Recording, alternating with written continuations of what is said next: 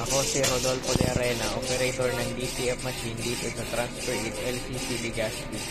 Ito ay ginamit ng 7 araw na may total na 67 meters. Ito ang printer head, huling pinalitan noong September 19, 2024. Ito naman ang capping na may 90% good condition. Head clean.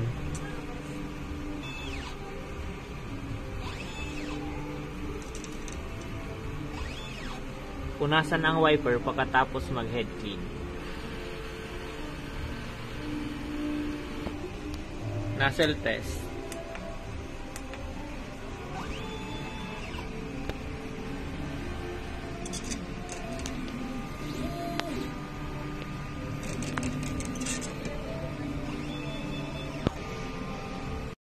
Ang ink system label namin ay tama lang.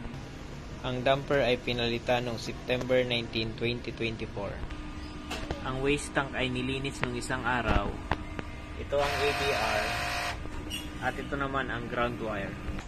Dito nakalagay ang stock ng unused ink, DTF powder, DTF cleaning solution.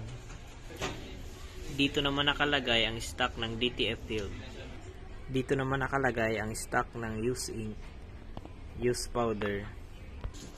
Ito naman ang record ng nagamit sa CMYK, white,